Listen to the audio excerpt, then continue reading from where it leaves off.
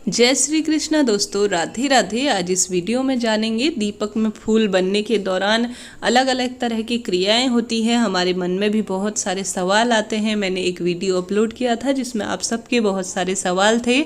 आज उस पर ही आधारित ये वीडियो है। जैसे कि दीपक में फूल बनना, भगवान की हम सब पर असीम कृपा है, हमारे लिए वह मार्ग प्रशस्त करते हैं और हम सब सच्चे मन से उनका पूजन करते हैं तो वह उन्हें स्वीकार्य होती है। इस तरह से माना जाता है जहाँ पर भक्ति है, शक्ति है और साथ ही विश्वास है, वहाँ पर सारी बातें लागू होती हैं।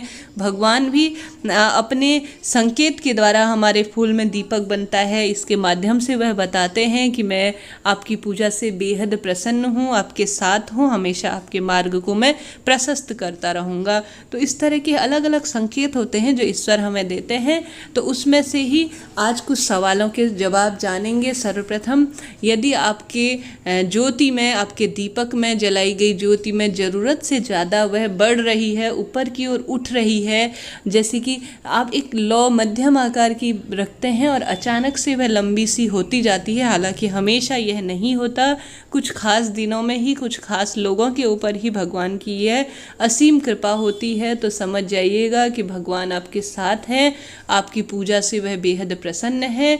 आप जीवन में हमेशा आगे बढ़ते जाएंगे। जिस तरह से आपकी ज्योत बढ़ रही है तो आप भी समझ जाइए कि आपके मार्ग के जो राह है वह हमेशा भगवान आपके साथ हैं और साथ ही आपकी जो यात्रा है वह बेहद लंबी होने वाली है, बहुत आगे आप जाने वाले हैं। इस तरह से इसको देखा जा सकता है। यह एक संकेत है दीपक की ज्योति जब ज़रूरत से ज़्यादा लंबी बढ़ती जाती है। इसके साथ ही कई बार हम पूजन करते हैं, भक्ति करते हैं, मंत्रों का जप करते हैं, उसमें भी अगरबत्ती का प्रयोग करते हैं। अगरबत्ती से निकला हुआ धुआं, उसकी जो लौ होती है वह परमात्मा की सूरत की तरफ, मूर्ति की तरफ जाए या उसमें ओम बनने लगे तो समझ लीजिएगा कि भगवान आपकी भक्ति से बेहद प्रसन्न है और उन्हें आपकी पूजा स्वीकार्य है। यह भगवान का एक इशारा है कि आपके जीवन में सारे कार्य बनने लगेंगे।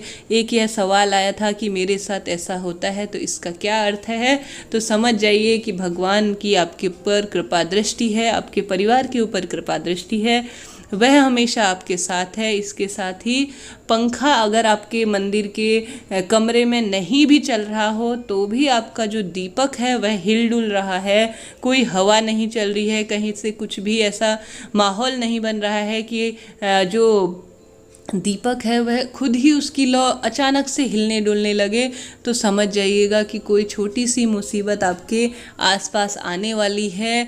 आपको इस बात का ध्यान रखना चाहिए। पूजा, तर्पण इत्यादि पूजा मंत्रों का जाप अधिक से अधिक करना चाहिए। ज़्यादा जो दीपक है उसका हिलना डुलना इस बात का संकेत है कि थोड़ा बहुत आपके ऊपर कोई मुसीबत आने वाली है, आपके घर पर कोई नकारात्मक शक्ति का वास हो रहा है। इस तरह से इसे देखा जा सकता है। और इसके साथ ही एक मन में और सवाल आता है, पूजा से पहले ही हमारे घर, जो हमारे घर के आसपास हमारे कमरे में पूजा का घर है वह सुगंधित हो उठा है, खुशबू आने लगी है, तो इसका अर्थ है कि भगवान आपकी पूजा से बेहद प्रसन्न हैं। आपने जो पूजा घर में दीपक प्रज्वलित किया है, भगवान आपको इशारा दे रहे हैं कि इससे आप बहुत प्रसन्न हैं। साथ ही वह खुशबू, आपने कोई ऐसी सुगंधित धूप इत्यादि अभी नहीं जलाई है तो भी महक उठ रहा है घर, तो समझ जाइएगा कि भगवान आपके आसपास हैं, आपका जीवन भी इसी तरह से महकने वाला है। इसके साथ ही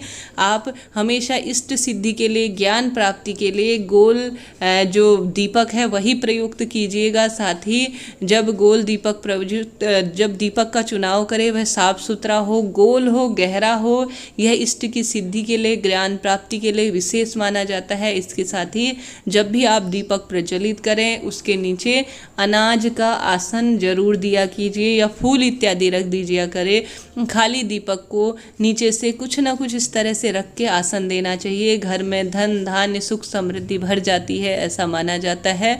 यह कुछ सवाल थे जो आप सबके मन में थे और बहुत महत्वपूर्ण थे। वीडियो आपके लिए यूजफुल रहा हो तो चैनल को लाइक, शेयर और सब्सक्राइब जरूर करें। आपके घर पर माँ भगवती का वास रहे, इसी आशा के साथ राधे राधे।